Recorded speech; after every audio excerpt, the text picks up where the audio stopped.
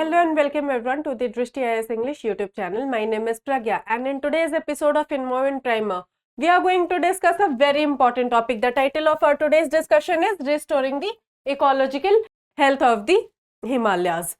Wonderstruck by the glory of the Himalayas, an ancient Sanskrit poet wrote, "In 1,000 ages of goddess, I will not be able to tell you about the glories of the Himalayas." So, they're so beautiful, but today, due to the environmental devastation that is happening in the Himalayan states of Sikkim, Himachal Pradesh and Uttarakhand, it has resurfaced the debate about the carrying capacity of this ecological region. So, in this discussion, we will be studying about what is the carrying capacity of a region. We will also see importance of the ecological health of the Himalayas. We are also going to analyze the key challenges and ineffective past initiatives. We are also going to see some of the government schemes in this regard. We are also going to ponder upon a way forward, and in the end, we are also going to see a practice question for your prelims examination and a practice question for your mains examination. So, if I talk about the background of our today's topic, recently a petition has been filed in the Supreme Court, in which the Supreme Court has agreed to examine the carrying capacity of the Indian Himalayan region. So, let me show you the Indian Himalayan region through a pictorial representation. So, as you can see in this picture, this is the extent of the Indian Himalayan region, and this Himalayan region also acts as a natural barrier protecting India. So, it consists of 13 Himalayan states. The first state is Ladakh, which is now a union territory. Then there is Union Territory of Jammu and Kashmir. Then there is Himachal Pradesh, Uttarakhand, Sikkim, West Bengal, Arunachal Pradesh, Nagaland. Then there is Assam, Meghalaya, Manipur, Tripura and Mizoram. So all of these northeastern states along with the union territories of Ladakh and Jammu and Kashmir, Sikkim, Uttarakhand, Himachal Pradesh, they all comprise of the ecosystem of the Indian Himalayan region, which needs protection as of now because of the environmental devastation that is going on there. So, with this we come to a question that what is the carrying capacity of a region? So, if I talk about the carrying capacity of a region in very simple terms, it means a maximum population and ecological system can sustain without causing over a specific period, without causing significant degradation or harm to its natural resources and overall health.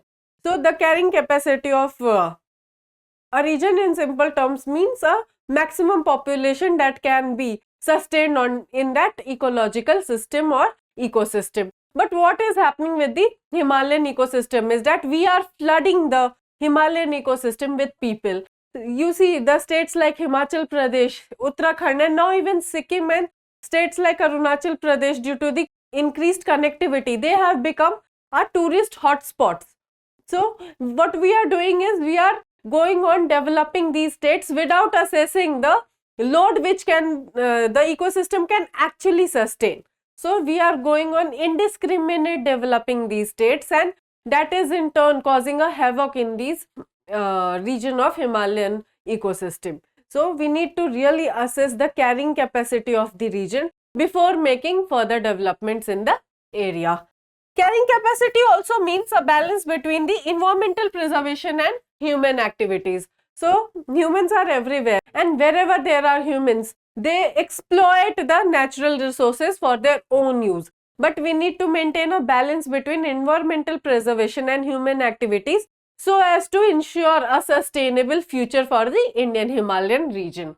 Now, let us understand the importance of the ecological health of the Himalayas. Why are the Himalayas so important to us? Let us see. So, the first point is biodiversity hub.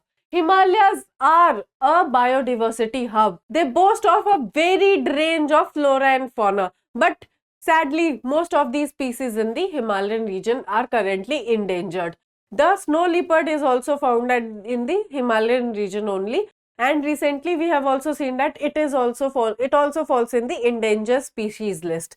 So, the biodiversity hub of the Indian Himalayan region needs to be preserved. Then there is water source for area. Himalayan region also acts as a water tower for India. Why? Because it provides water to the rivers below. and maximum water comes from the Himalayan region to the rivers, and it supports 1.5 billion people downstairs. So this is all, the Himalayas are also known as the water tower of Asia. Then there is climate regulation. Himalayas also help in the climate regulation, or to avoid the worst impacts of climate change. The Himalayan region also protects us from weather changes and other such natural calamities, and they also act as a natural barrier protecting the country of India. So that is why it is important to restore the ecological health of the Himalayan region. Then there is cultural and spiritual significance also. Apart from these natural factors, the Himalayas are important for various communities in India, culturally as well as religiously. We worship the Himalayas in some communities, and they also form a tourist attraction for the religious places. So that is why it is important to restore the ecological health of the Himalayas, so as to maintain the religious significance, the cultural significance of our varied or the beautiful ecological system. Now let us analyze the key challenges and ineffective past initiatives in protection of Himalayas. So despite previous efforts, progress on assessing and implementing carrying capacity plans are minimal. In fact, the states have not only acted on this plan. The guidelines came in 2020, where the central government has asked the states to carry on a assessment of the carrying capacity in the region, especially the 13 Himalayan states. But no action has been taken yet to assess the carrying capacity of the region. And what is happening is there is environmental degradation of the region. You see the landslides that happened in Himachal Pradesh, the Sikkim flash floods that have happened recently, the floods of Uttarakhand, the landslides in Uttarakhand, all present an example, all these incidences present an example that we need to actually assess the carrying capacity of the region before making any further development. There is no report on the total number of states that have been able to prepare action plans on carrying capacity of their regions. So this is what I was explaining to you before also, that the states are completely silent on the guidelines which were issued by the central government in 2020 about the assessment of carrying capacity of the region. In fact, there is no report available in which the states have actually assessed the carrying capacity of the Indian Himalayan region. The recommendations made by the ministry in forming such groups are also flawed. Why? Because they are putting the responsibilities in those people who are responsible for creating such environmental havocs and providing these solutions. This should not happen, right? The local community should be involved. The local groups that are engaged in preservation of the Indian Himalayan region should be involved to chalk out an efficient plan to assess the carrying capacity of the region.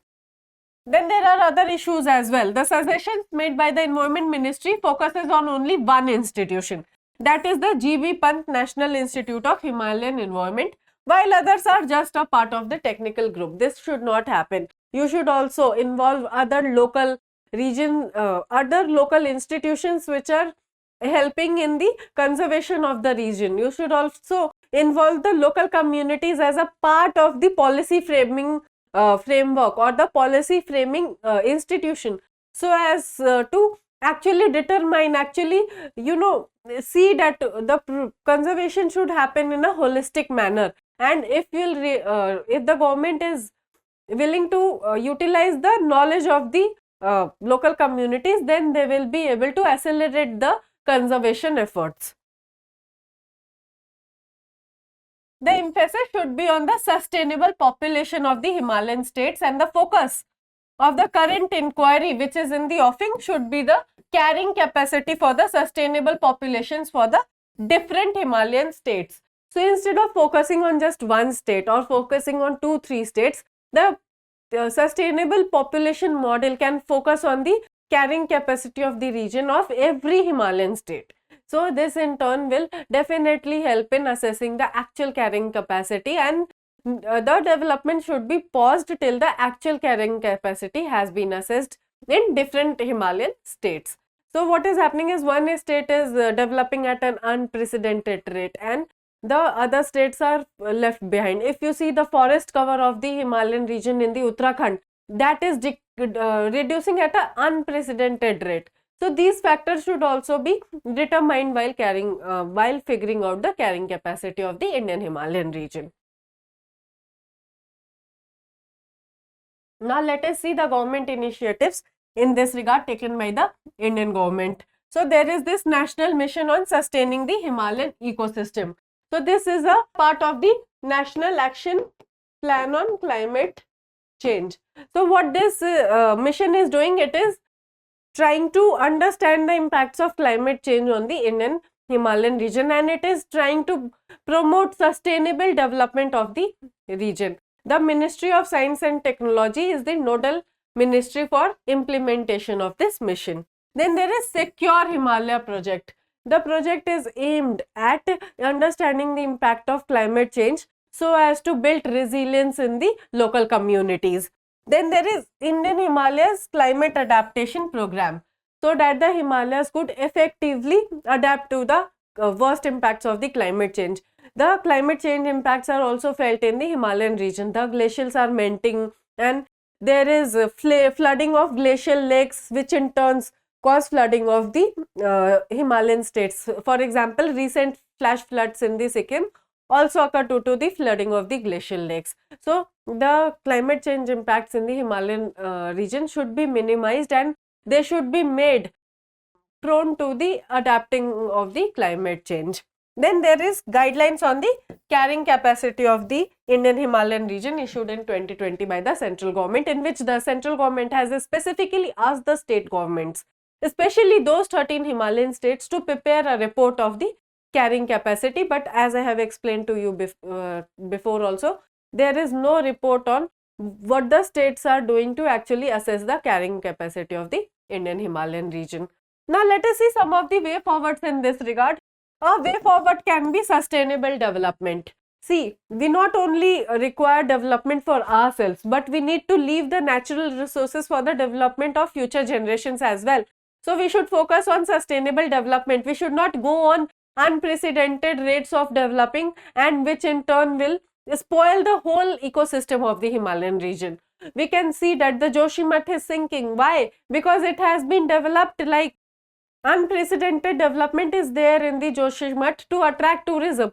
This same is happening in other Himalayan states. The landslides which were there in the Himachal Pradesh this year, the breakage of Teesta Dam in Sikkim, all of this incidents is reminding us to focus on the sustainable development of the region rather than going on unprecedented rate of development in the region. Then there is sustainable population also. We need to stabilize the population in the Himalayan region. We need not to overpopulate the region. The tourism also should be regulated, that from this to this time you cannot travel to the region, so as to restore the natural beauty of the region. So we need to focus on sustainable population as well.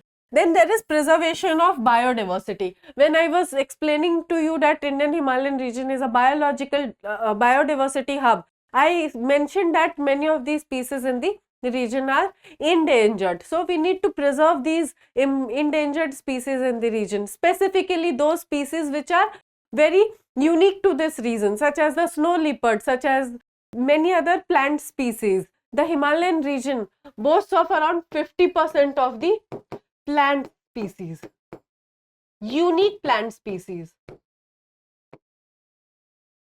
So these unique plant species in the region should also be preserved. Then there is water management. We should be sustainably managing the water flow as well, because most of the communities in the Himalayan states, specifically such as the communities in the Arunachal Pradesh, are dependent on water from the Himalayan glaciers. So we should decrease the impact of climate change, because the Himalayan glaciers are melting, and if they will melt, they will definitely cause flooding in the downside. So we need to mitigate the impacts of climate change as well as focus on sustainable water development as well. With this, we come to a conclusion of our today's discussion. We have seen that what is the carrying capacity of the region. We have also analyzed that why is it important to preserve the ecological health of the Himalayas. We have also seen some of the way forwards in this regard. Now let us analyze a practice question for your prelims examination. So the question is, and it is a PYQ which has been asked in the year 2014. If you travel through the Himalayas, you are likely to see which of the following plants naturally growing there. Your option 1 is oak, your option 2 is rhododendron, your option 3 is sandalwood. Select the correct answer using the codes below. Your option A is 1 and 2 only, option B is 3 only, option C is 1 and 3 only, and option D is 1, 2 and 3. Kindly drop your answers in the comment box below. Now let us discuss and analyze a practice question for your mains examination.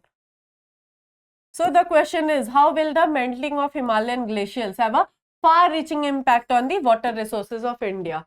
And this is also a PYQ which was asked in the year 2020. So you'll firstly write about the Indian Himalayan region ecosystem. Why is it important to preserve its ecological health, and the recent environmental devastation that is being caused. So you'll also write about the maintenance of effective carrying capacity of the region. You will also write about the sustainable development of the region. You will also talk about mitigating the worst impact of climate change due to which the Himalayan glaciers are melting.